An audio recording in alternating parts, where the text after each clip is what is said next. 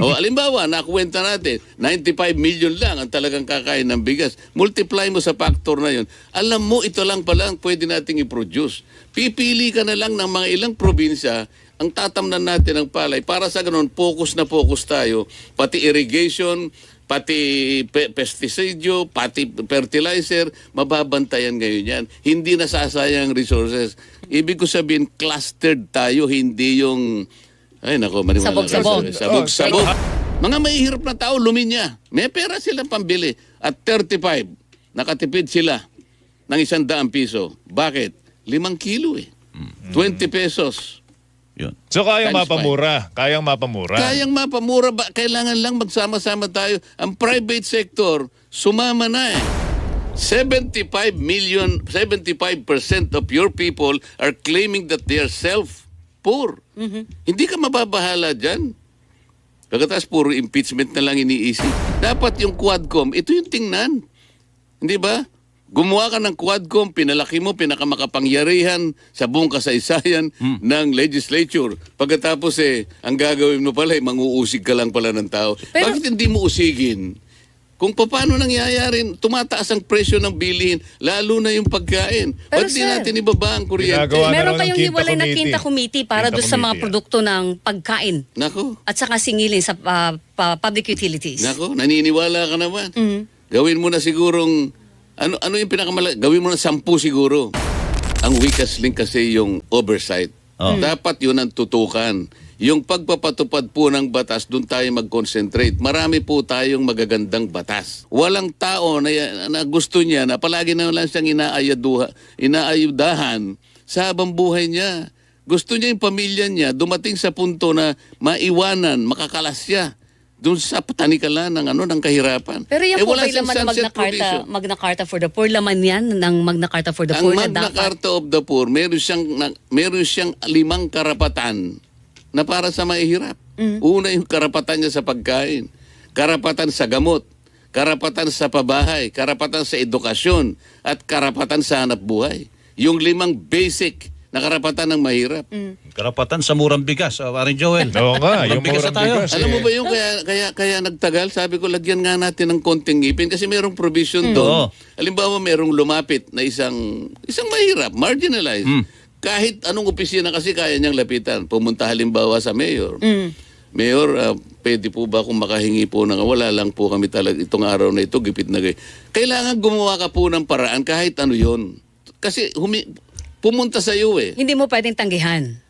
Hindi mo siya pwedeng tanggihan. Kaya naglagay ako ng doon na hindi ka pwedeng tumanggi. Gumawa ka ng paraan kahit paano maibsan. Maring hindi mo lahat maibigay nga. Pero wag siyang uuwi nang hindi lang siya nabigyan ng kahit ano. Akalain mo nagdebate pa kami ron. Sabi niya, Dante, napakahirap ng isip-isipin mo naman. Tayo ngayon ang gigisain, tayo ngayon ang ilalagay. Isip-isipin mo, magkaroon tayong pananagutan. Nakalagay naman dyan pagkatapos ng masusing pag-imbestiga na hindi mo man lang hinarap yung tao, talagang mananagot ka. Ayaw nilang magkaroon ng pananagutan eh.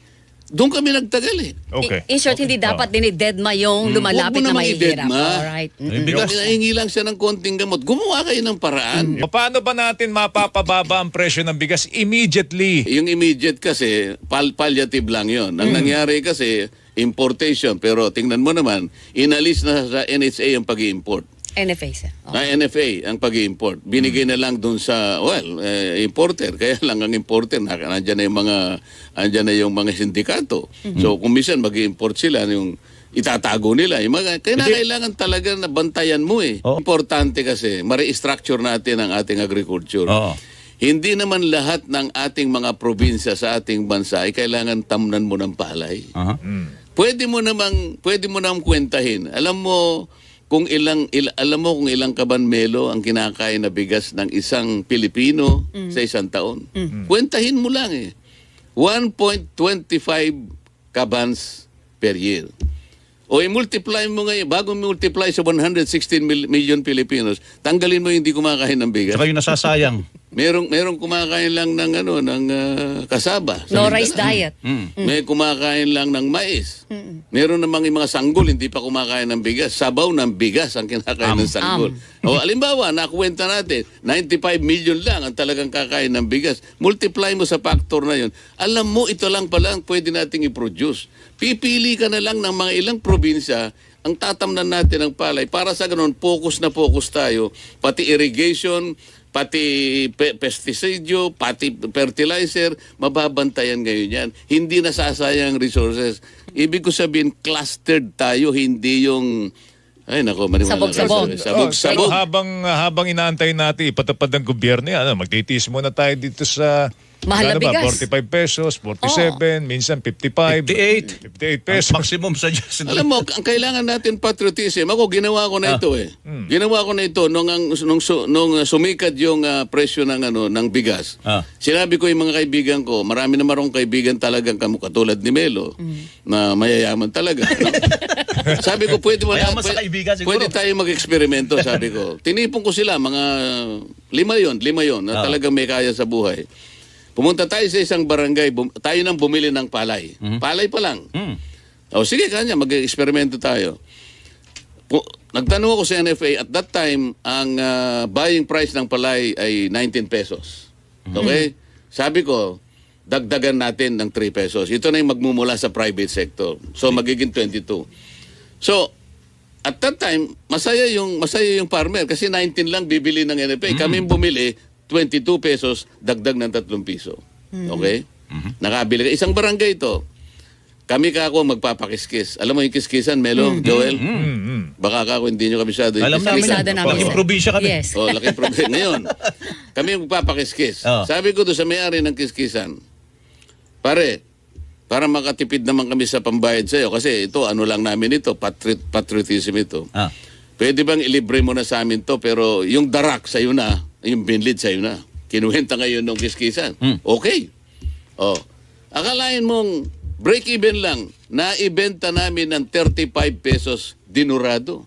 At that time, 55 pesos market value. Pero binenta namin ng 35. Alam mo, 10 minutes lang naubos yung isang truck eh. Inano namin, ang package namin 5 kilos per pack. Mga mahihirap na tao, luminya. May pera silang pambili. At 35, nakatipid sila ng 100 piso. Bakit? 5 kilo eh. 20 pesos. Yun. So kayang Times mapamura. Kayang mapamura. Kayang mapamura ba? Kailangan lang magsama-sama tayo. Ang private sector, sumama na eh. Sumama na. Yung kuryente, mapapamura pa ba natin yan? Bakit hindi? Sa anong paraan? Mapapamura tayo sa mahal. Sa Ayun. anong paraan? Paano? Una, murahin mo muna. Yung seryosong sagot. Seryosong sagot, maniwala ka sa akin. Baka wala kayong time. Iksiyan lang natin. System loss. Yes. Yan. Melo, bakit yung ninakaw na kuryente kasama ka nagbabayad? Bakit? Bigyan mo ako ng magandang dahilan kung bakit kailangan mo bayaran. Ay, galit kami Sabi doon. nga, Ayaw dami mga namin, jumper. ayaw namin doon. Kaya kailangan bayaran, puputulan kami. Wala kami choice. O kaya nga, pero ang bayad mo kasama yung system loss. Kasali, hindi Tama? dapat. O, pagkatapos, bakit hindi pinatutupad ng ERC yung provision ng ating IPIRA na meron doon na ARCOA? Ano ang ARCOA? Ibig mo sabihin, hindi mo alam ang ARCOA? Ano po ang ARCOA? Ikaw, Melo. Arcoa, alam ko. Arcoa. Ano yung Lagyan Arcoa? mo lang ng R. Joel, Ano ba yung Arcoa? Ano ang ARCOA? Retail Competition and Open Access. Ano yun? So, nakita na ninyo. Kaya nga, hindi... ayaw kasing ipaliwanag ng ERC. Dapat unang-una silang nagpapaliwanag at pati yung mga guidelines, pati yung mga regulasyon, dapat nagawa na nila. Sinabi ko nga sa'yo, nagawa ang EPIRA 2001 or 24 years ago. Bakit ang ngayong regulasyon ng ARCO? Ano ba yung ARCO ba? Ano ba yung subdivision mo, Melo? Diyan lang sa village. Oh, pero yung gilits na yan, Villager. meron kayong homeowners association. Tama. Oo. Pakwenta mo yung aggregate na konsumo ng inyong gilids. Oo. Kapag ka nakwenta mo 500 kilowatts, pwede na kayong mamili ng retailer. Not necessarily Meralco mag-supply sa inyo. Nasa batas yun eh. O halimbawa, inopera ka Melo. Melo, magkano yan? Kwentahin natin. 11 pesos ang binabayaran mo. O magkano ang bid mo? Bibigyan kita 9 pesos. Di ba makakatipid ka? Ito yung mga paraan. Sundan lang natin ang batas. Wala nga nagpapatupad. Meron pang aggregation. Hahaba lang tayo eh. Okay, sige. Meron akong magagawa. Pero in short, kaya po ba tanggalin na systems loss? Bakit Kasi hindi? yun daw ang effective para na paraan para mapababa talaga agad ang presyo ng Sasabihin ko lang doon sa batas, kuryente. tanggalin mo na yung system loss na nilagay nyo dyan sa batas na yan. Mali yan. But ang problema, Congressman, ilang kongreso nang nakalipas, ang dami pong panukalang batas tanggalin na systems loss pero walang nakakapagtanggal. O, wala kasing gustong magsimula. So, Ako nasa- nagsisimula ako, ayaw nila akong tulungan. So walang political will. O, tingnan mo nga ABS-CBN. Sino bang... Ako lang. Wala namang gusto na sumama sa akin. Meron ka ba nakita isang senador na tumulong sa akin? So, Teka, sandali. gagawin mo sa Senado yung pagkatatanggal sa Ang system systems loss. loss. Bakit hindi? Oh. Okay, sige.